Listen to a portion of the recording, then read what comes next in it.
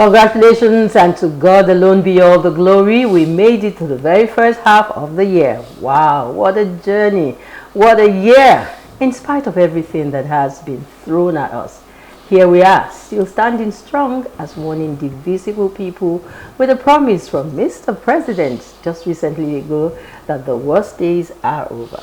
And that's really reassuring, Helen, as we anxiously await the evidence of Mr. President's most welcome and anticipated promise. Hello there. You're most welcome to a brand new edition of the program, Today with John and Helen, and we're live. I'm John Sanaya, and I'm excited and grateful for this opportunity. I am too. The new month is definitely loaded with lots of prospects and opportunities. We open the door to you with relevant information that will be provided today by our carefully selected resource persons. And on that note, let me welcome you to another experience of a lifetime. I'm Mama Helen Odele, and I make a promise on behalf of the rest of the team that we have a very good package for you today. A very good one, I must say, Helen. While we get ready to impact, motivate, inspire, and help transport you above fear, anxiety, and worry, let us pause for a break. Please do not change the channel, because we'll be back in just a bit. This is your show. This is your moment.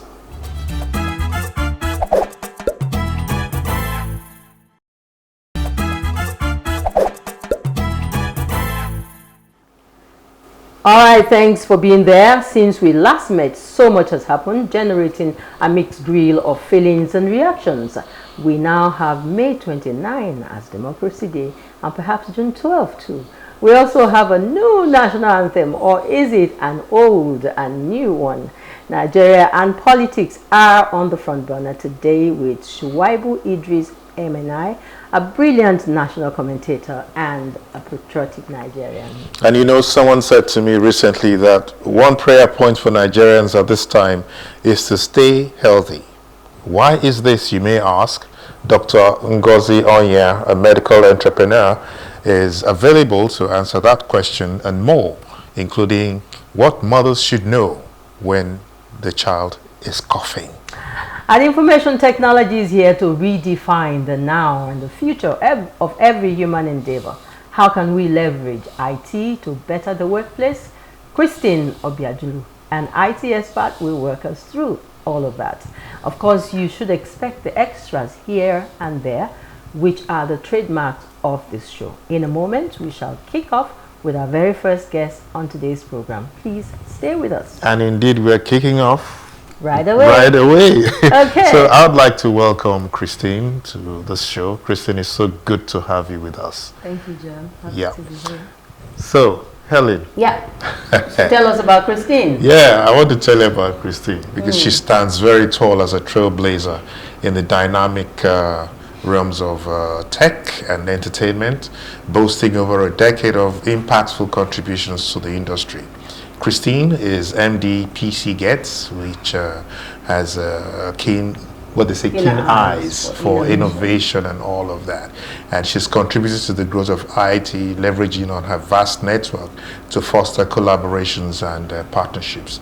Christine is also Chief Executive Officer, like they say, NigerianMetro.com, a dynamic company for events and group tours. Yeah, which specialize in blending with the learning, IT learning here and there, and thereby enhancing both the cultural and professional landscape of Nigeria. Let's meet Christine Obiajulu and navigate IT, redefining the future of the workplace. Christine, you're welcome again. Thank you so much, John. Thank you, Helen. I'm happy also to be ready to pick your brain for the next 25 minutes or more. Okay. So it's great to have you on the show. Thank you. Ladies first, they say, after gentlemen. With our pleasure. So Christine, as a pioneering visionary in tech with entertainment, how do you see the future of the workplace evolving with the advancement of internet of IT? Okay, for me, the landscape is going to be more fun for the workplace, definitely. But there are two keywords that we can look at, which is flexibility and freedom in the workplace. So Let me explain that a little bit further. I remember the first time I got my laptop, maybe 19 years ago. I've been yearning to have this laptop, so when I got it, for me it was freedom. The fact that I could walk into a coffee shop, order a cup of coffee, open up my laptop and begin to work was freedom. Also, we can take the case study of the mobile phone. Before we had DeX phones, and then this guy at Motorola, Martin Cooper, understood that people wanted to talk outside their homes. They wanted to talk outside their offices. They wanted to talk outside their cars. On the go. Yes. So he championed the cause of the invention of the mobile phone. And today we have our mobile phones. We can talk, though we still have the DeX phones, but now we can talk almost everywhere. So that's freedom and flexibility. And that's what the future landscape of the work is going and to really be. we're looking at future landscape of IT. And quite frankly, a lot has been thrown at us. Apart from the mobile phones and laptops, could you identify one or two more trends in technology that you believe will now redefine the workplace, in times to come? Okay. Well, the buzzword now is AI, artificial intelligence. I was waiting for that. Yes, but artificial intelligence is not going to work in isolation of other technologies. At the event we hold annually, we follow closely the disruptive technologies. So by disruptive technologies, simply put, is those technologies that will change the status quo, the way we do things with a more efficient process. So we are in the media now. We can take, for an example, the newsprint, the newspaper. Initially used to be the main source of information, but at the moment it's no longer is. Though we still have newspapers in some places. But the internet and social media has actually kind of disrupted this sector. So these disruptive technologies are some of the technologies that are going to influence the workplace. So you have 3D printing, you have artificial intelligence, of course, you have the augmented reality, virtual reality, mixed reality, you have metaverse, you have cloud computing. It's, some of these technologies are definitely going to impact on the workplace. So it's not just artificial intelligence. So it's not just going to be in isolation, but together with these technologies, yes. So that's quite a lot to navigate with. Exactly. You started answering John's question with the buzzword for the now, artificial intelligence. So what role do you think artificial intelligence and machine learning can play in transforming traditional work environments as we move forward? Okay, definitely they will revolutionize the workplace. I mean, artificial intelligence and machine learning by automating routine tasks, one, and then of course enhancing decision-making process and predictive analysis, for companies. Right now we have artificial intelligence in the customer service sector. If you go to some websites now, you see that what is responding to you is the AI chatbot, not a human being. It's only when it becomes really necessary that the chatbot transfers you to a human being. So in this customer service department, that has helped the industry basically to cut down the number of customer service this thing that they need. So where maybe you will need 10, you now have 2. So the artificial intelligence chatbots are also working there. Then of course in virtual assistants, you have artificial intelligence right now, like people use ChatGPT, to get some of their work done, so that's how they're basically going to change their workspace. When we talked about the disruptive technology, I mentioned 3D printing and all that tech. For example, 3D printing will change the manufacturing industry. So basically you're going to have people producing things even in their homes. I went for a show in Doha. You have Shell producing parts of what they use in the rig machines by themselves using 3D printing. So what has that done to the manufacturer that normally supplies them these parts?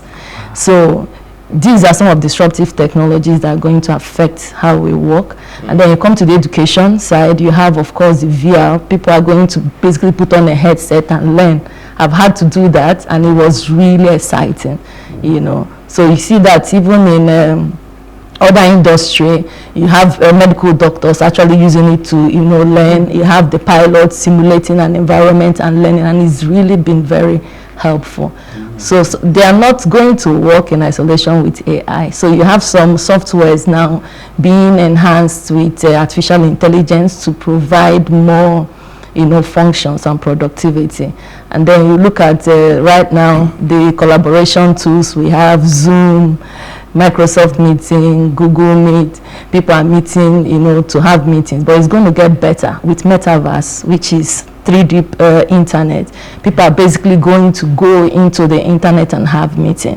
So it's going to actually bridge the gap between the physical and the virtual. My worry then is how disruptive Can it get? how disruptive is disruptive technology? Because I feel threatened, you know, as a human. Yes. Right? Yeah, I know that it's the humans who still would have to prompt these things to work. But a lot of us will be losing our positions, don't you think? Oh no, not really. So basically, like we do at our event, when we talk about disruptive technologies, we do that so that what you do, depending on the sector or industry you are in, you understand what technology is coming to affect you, and then learn it, and then use it and enhance your offering. So, you know, they used to say, oh, AI is going to take over jobs. Not really. People need to upskill, reskill, and then use AI, you know, to actually enhance whatever they are offering.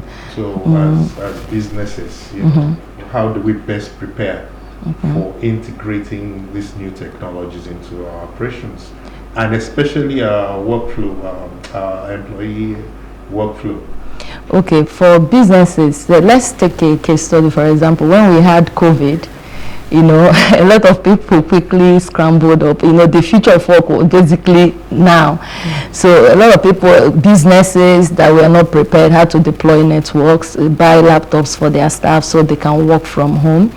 And even the business owners, maybe have the pepper seller also getting on the internet, selling pepper on WhatsApp. So basically push people, you know, to what the future of work is actually going to look like. Then, unfortunately, after COVID, a lot of businesses now went back to the traditional setting. Even though during COVID, you know, when all these things were deployed, some businesses maintain productivity, some even upshot their productivity level, you know, but they felt they needed to get back to the traditional working environment. And I've had a few people ask me, oh, why? Because, okay, right now we have 3 working models. We have the hybrid, then we have the work from home, then of course we have hybrid, work from home, and the physical, yes.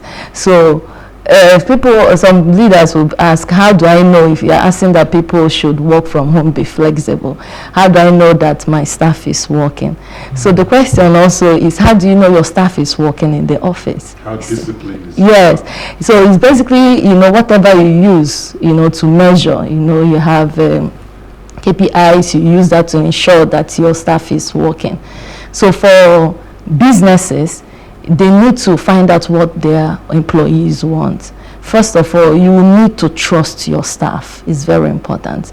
Then secondly, the businesses need to be data driven. By data driven, I mean, not everything, one thing doesn't work for everybody. You know, some people will excel working from home. Some people may need a hybrid situation. Some people may also need a traditional working environment. Okay. So, yeah. So what I get is that even the bosses, the owners of businesses now have to step up, you know, begin to understand the productivity levels of their various staff, you know, not measuring everybody on the same level. So from your experience, what are the biggest challenges that organizations face when they are adapting to the technological advancement, and how can they overcome them? Okay. Yeah, so like 3 points. 3, yes, 3 works. Okay, so first we look at the cost. Yeah, cost of adopting new technologies. sometimes can be so much that that will prove a deterrent factor to the company adopting this new technology. And what they could do is also to look for low budget alternative, look for do the cost benefit analysis to see how much they are going to save, how efficient is this new technology to justify their spending. They could also partner with an institution that is actually giving the technology they want. So that's number one. Number two is resistance to change, which is not just about adopting technology. It's a human factor. Sometimes we don't want to change. So this resistance to change is, you don't see it only in the leaders, it's also with the staff. They are comfortable doing what they've been doing and they don't want to change. Their comfort zone. Yes, and they don't understand why they should change. So this resistance to change can pose a big factor, challenge. And then when you don't have that's number two. So the best way to actually, minimize this is basically to have a change management strategy in place in the company, and then put know the timing you need to periodically review your processes. Are there better systems in place that can help us to be more efficient? And then also make sure you carry your staff along in this decision-making process. Yeah, cool. Yeah. I look at you, and what comes to my mind is this is Madam Fusion. You're able to blend all of these things together. And I wonder how you've been able to successfully blend technology with entertainment in your events. How can other industries, for instance, incorporate such a fusion and enhance, productivity with their employee engagement? Okay, so I think as we understand, the future of work is not just about flexibility, freedom, more productivity. It's also that it has to be exciting. So for us in a tech events used to be only for the tech people, all the big words, people don't bother themselves. So when you see a tech event, if you don't have anything to do with tech, you don't attend. So we actually did this because if you're not interested in the tech, you may be interested in fashion, and the tech that goes with fashion may actually catch your interest. Maybe interested in real estate. So basically that's how we fused it together to make it more exciting for everyone. So I'm tempted to ask you, do you have anything coming up in that? Oh yes. In November, of course, we will do our annual event. Oh, you have an annual event? Yes. Okay. So it's coming up in November this year. Please let us know about this. Definitely. Yeah. So for other industries, basically employing the tools for future of work would help them attract good talent, retain, and then motivate. So basically making your workplace more flexible would really help. Great. I'm excited. You're talking about fun, you're talking about creativity, you're talking about freedom, you're talking about entertainment, and of course business. Yes. All of it thrown into one, and we're using information technology as the platform. So as we get ready to wind up this conversation, what are some other key skills and knowledge areas that you believe will be essential for future employees in a tech-driven workplace that you haven't talked about so far? Okay. Tech is very dynamic. It keeps evolving. For anyone in this tech-driven workspace, you must be able to upskill and keep reskilling. So it's not just the fact that you are specialized as, for example, electrical engineer. It's the fact that that is your specialty and you are project management certified. So you need to, it's the continuous learning mindset. You must continuously learn, to be able to work in this tech-driven environment. John? Do I have anything else to add? Or does she have a final word? I mean, okay, you said so much.